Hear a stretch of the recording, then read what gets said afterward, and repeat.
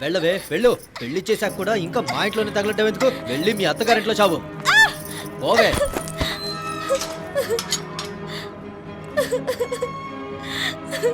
తోడబుట్టిందాన్ని ఇలా ఏడిపిస్తున్నావు కదరా. నువ్వు అసలు బాగుపడవురా, సర్వనాశనం అయిపోతావు. చెల్లినని కూడా చూడకుండా బయట గెట్టేసావు కదరా. నువ్వు ఎప్పటికీ బాగుపడవు, నాశనం అయిపోతావు. నువ్వు అసలు ఎప్పటికీ బాగుపడవు, సర్వనాశనం అయిపోతావు. నా కలలన్నీ నిరాశలైపోయాయి.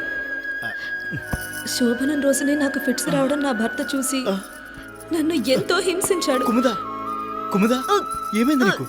లే, మీరందరూ కలిసి నన్ను మోసం చేశారు కదే. నీకు రోగం ఉందని నాకు చెప్పకుండా నిన్ను నాకు ఇచ్చి పెళ్లి చేశారు కదే. మిమ్మల్ని అతను నన్ను ఒక్కొక్క మాటకి అసలు నేను ఎందుకు పుట్టానా అని బాధపడేదాన్ని. అయ్యయ్యో, నాకెందుకే పాలు?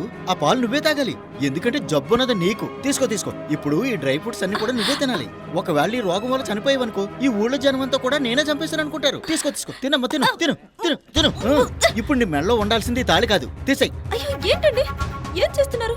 ఇప్పుడు నువ్వు మెడలో వేసుకోవాల్సింది ఇది, ఈ కీచైన్. మీరేం చేస్తున్నారండి? నిన్ను లోపల పెట్టి తాళం వేస్తున్నాను, తెలియట్లేదా?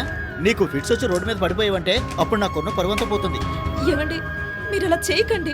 మీరు నన్ను లోపల పెట్టి తాళం వేయకండి. నువ్వు ఇంట్లోనే పడి చావు. ఏమండి,